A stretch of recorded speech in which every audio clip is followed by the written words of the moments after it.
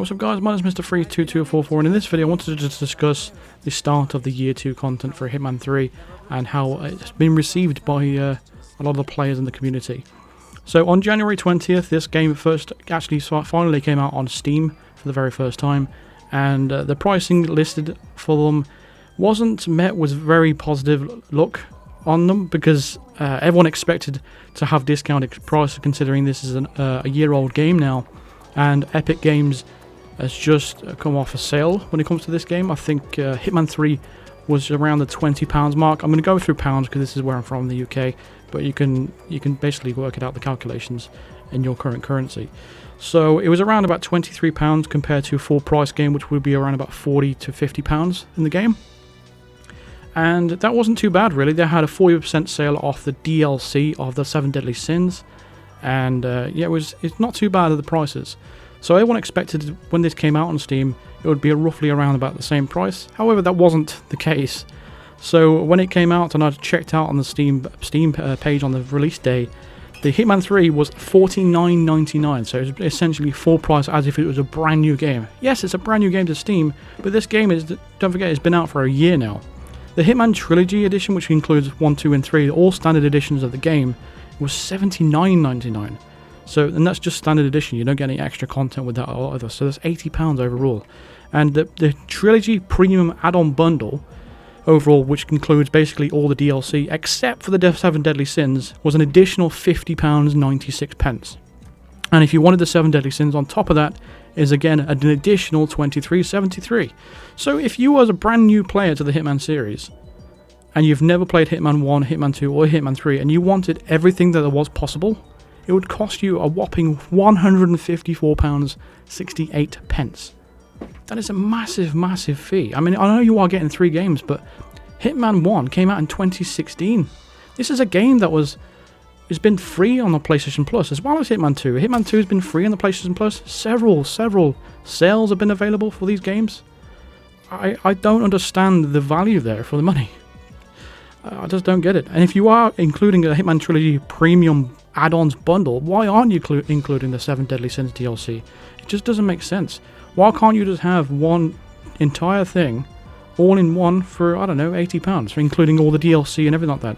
But you haven't. You've decided to go down the route of separating them up and charging massive fees for them. I just don't understand what they were thinking with these prices.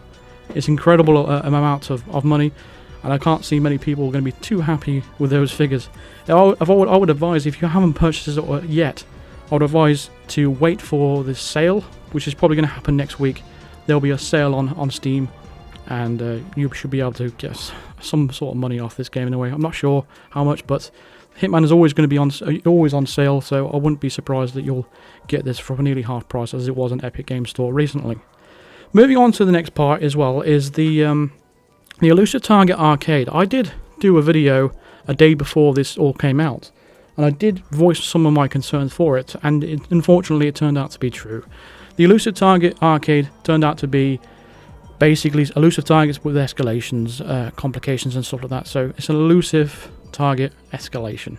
So you've got one elusive target, you'll have a complication that which will add on to the second level, etc, etc.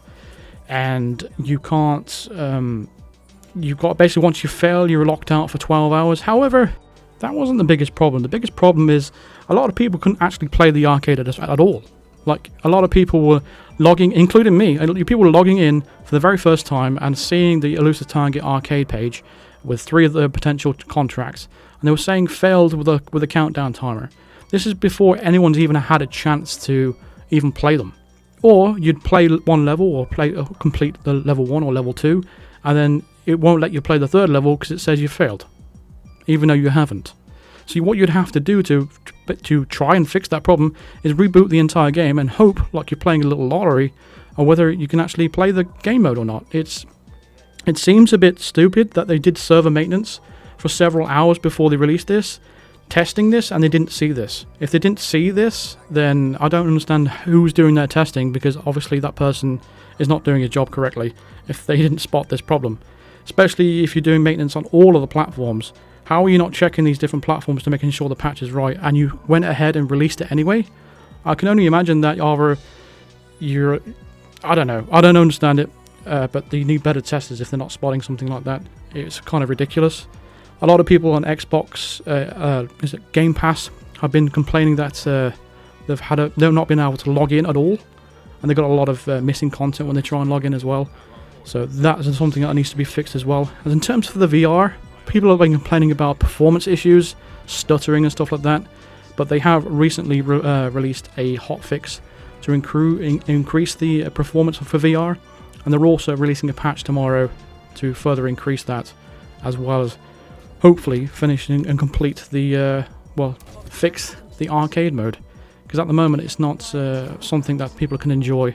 Especially, first of all, that they're disappointed the fact that it's elusive target escalation, and secondly that they can't even play it in the first place because they keep getting these random failed timeouts and stuff like that. It's just overall not good. Even if you click restart in some of the missions, people are saying you can't restart it, lock an elusive target. You can, it's just that because it's broken, you're getting a fail timer, and you're locked out for the next 12 hours or so. But yeah, overall it's been a very shaky start to year 2 content. For what it's worth, after completing elusive target escalation, I didn't find them too bad. I mean, if they are bringing at least these more contracts in the future, at least it will make it a little bit more interesting completing these rather than just straight up. But I understand people want to just play these elusive targets straight up. They are still going to be re-releasing Hitman 3 elusive targets, because apparently there's a countdown for when the Heartbreaker comes back for the second time. It's even got a number 2 next to it, so I can understand it from both point of views. And as for Hitman VR, I played it recently on stream. I had a lot of fun with it. It's a bit janky when it comes to some of the controls, like the throwing, for example. And I can understand that should be improved, because it's quite important if you want to throw things at people's heads and that. But overall, if you don't take it too seriously, it can be a lot of fun, and I recommend it. It is a free add-on game mode. Anyway, it's not a native VR game by any means, but I can't really compare it to anything else because it's the only game I've played it in VR. But yeah, the elusive target arcade mode, it's alright. But yeah, it's been a shaky start for the year 2 of Hitman 3. Hopefully they can improve on this elusive target arcade, and they come up with something more interesting when they release further contracts for the elusive target arcade. It's okay. So it's, like I said, it's not great, but it's something to do for now. But springtime is a long way away if we were looking for the freelancer mode and the new safe house. But we'll see how good that is when it comes out eventually. Springtime is a few months away still, but I'm hoping for some sort of roadmap ahead that gives us some sort of indication of when things are coming out and stuff like that. But overall, that's my thoughts and my impressions of the year 2 content so far. But let me know your thoughts in the comments. Did you encounter any of the problems that I've mentioned today? Were you happy with the pricing? Did you enjoy the elusive target arcade if you actually had a chance to have a go at it? Did you play the VR, and what was your experiences with it? I'm excited to find out what you guys think in the comments below. I'll be sure to reply to as many people as I can as I read the comments after this video. So thank you very much for watching, and thank you very much for listening to me. And yeah, subscribe if you are new to the channel. Drop a like if you enjoyed the video. Subscribe if you are new to the channel. Hit the bell notification to be notified of all the future videos and live streams as well. Consider supporting me on Patreon or even becoming a member of the channel by clicking the join button below or clicking the link in the description. And again, if you haven't seen any of the VR yet, be sure to check out my video that I did yesterday. You might like it. Yeah, I'll see you guys there. Cheers.